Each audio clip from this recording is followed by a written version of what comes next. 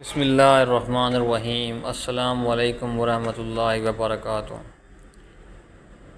دوستوں، آج کی اس ایمان افروز ویڈیو میں ہم آپ کو بتائیں گے کہ امام علی مقام حسین ابن علی علیہ السلام کس طرح مکہ مکرمہ سے روانہ ہوئے اور کربلا کی سرزمین پر آ کر کیا فرمایا۔ تو آئیے تاریخ کی اس عظیم اور دردناک باب کی طرف چلتے ہیں۔ ابتدا اللہ کے محبوب رسول حضرت محمد صلی اللہ علیہ وآلہ وسلم کو جب مکہ مکرمہ میں قریش کے مظالم اور سختیوں کا سامنا کرنا پڑا تو آپ صلی اللہ علیہ وآلہ وسلم کو مدینہ منورہ کی طرف ہجرت کرنا پڑی۔ یہی سلسلہ بعد میں امام علی مقام حسین علیہ السلام کی زندگی میں بھی پیش آیا۔ جب بنو امیہ کی سازشیں حد سے بڑھ گئی اور دین اسلام کی روح کو پامال کیا جانے لگا تو امام حسین علیہ السلام نے حق کا پرچم بلند کرتے ہوئے مکہ مکرمہ سے کربلا کی جانب سفر کا ارادہ فرمایا۔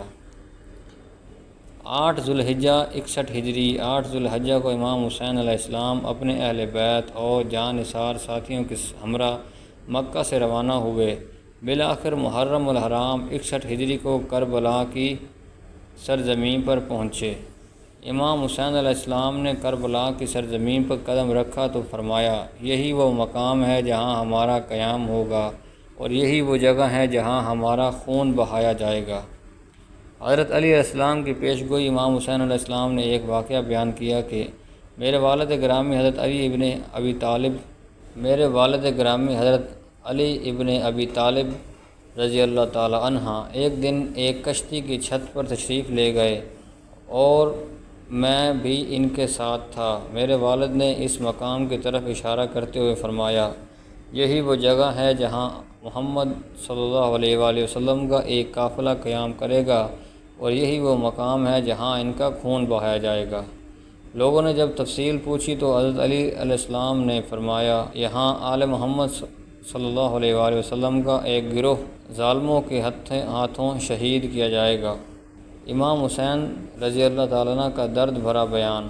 امام حسین علیہ السلام نے فرمایا، حیرت ہے کہ مجھے میرے نانا جان رسول اللہ صلی اللہ علیہ وآلہ وسلم کی حرم سے نکالا جا رہا ہے۔ بنو امیہ نے اللہ کا حق چھین کر اپنے ہاتھ میں لے لیا۔ اے اللہ، تو ہمیں ظالموں کے مقابلے میں مدد عطا فرما۔